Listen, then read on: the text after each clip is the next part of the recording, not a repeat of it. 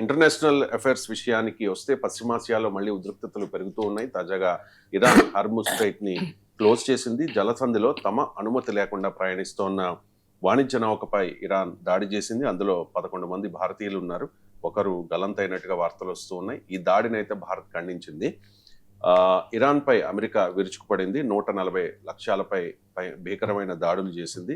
Iran కూడా Bahrain, Kuwait, Qatar, ఒమన్లలోని America స్థావరాలపైకి డ్రోన్లు, క్షిపణులు ప్రయోగించింది. ఇది సార్ వార్త.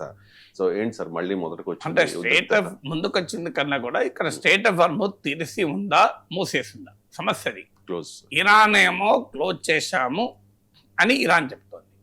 తెరిసే ఉంది, ఫ్రీగా షిప్స్ ప్రయాణం చేయొచ్చు, మా సైన్యాలు అక్కడ రెడీగా ఉన్నాయి సేఫ్ ప్యాసేజ్ కొరకు అని అమెరికా చెప్తుంది.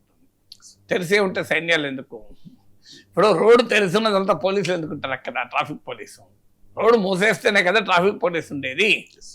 కానీ ప్రెసిడెంట్ అమెరికా ఏమంటుంది? తెరిసే ఉంది, మీరు మా సైన్యం ఉంది అంటే అర్థం ఏంటి? అంటే మీ సైన్యము ఇరాన్ సైన్యము కొట్టుకుంటుంటే మధ్యలో షిప్స్ వెళ్ళాలి. ఆ షిప్కి సేఫ్టీ ఎక్కడిది? ఇప్పుడు ఇలా ఇరాన్ అటాక్ చేసింది, అంతకుముందు అమెరికా అటాక్ చేసింది. ఇదే ప్రాంతంలో అమెరికా మన షిప్ని అటాక్ చేస్తే కనీసం సానుభూతి కూడా అమెరికా ప్రకటించలేదు. మీరు చట్ట విరుద్ధంగా వెళ్ళారు, మేము అటాక్ చేస్తామన్నారు. సో అంత ఓపెన్గా అమెరికా సమర్థించుకుంది, దాడిని కూడా సమర్థించుకుంది. సో అందువల్ల ఫండమెంటల్ పాయింట్ ఏంటంటే స్టేట్ ఆఫ్ హార్ముజ్ ఫిబ్రవరి 28 కన్నా ముందు, యుద్ధం ప్రారంభం ముందు ఫ్రీగా షిప్స్ వెళ్ళాయి. ఎవరు ఏ అడ్డంకి చెప్పలేదు. ఫ్రీ స్టేట్ ఆఫ్ హార్ముజ్ను యుద్ధం తర్వాత ఇరాన్ మూసేసింది. యుద్ధానికి ముందు కూడా హెచ్చరించింది, మీరు మాపై దాడి చేస్తే మేము స్టేట్ ఆఫ్ హార్ముజ్ మూసేస్తాం.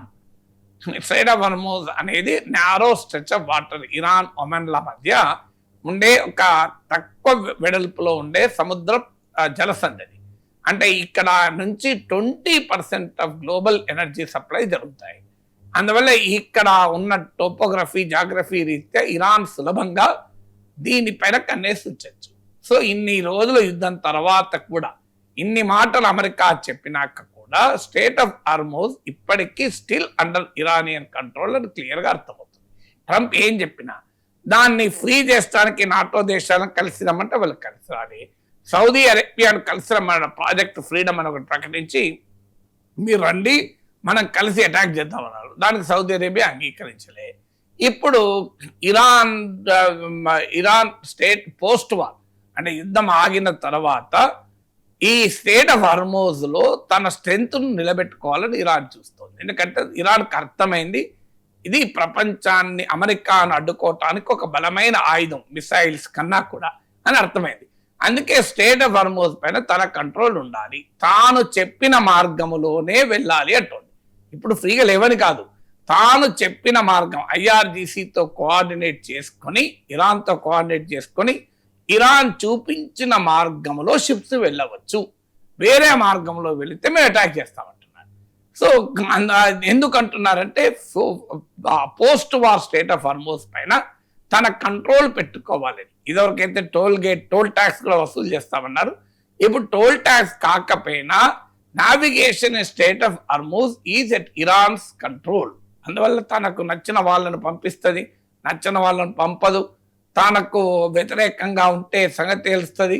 అందువల్ల effective control over state of Hormuz Iran చేతిలో ఉంది.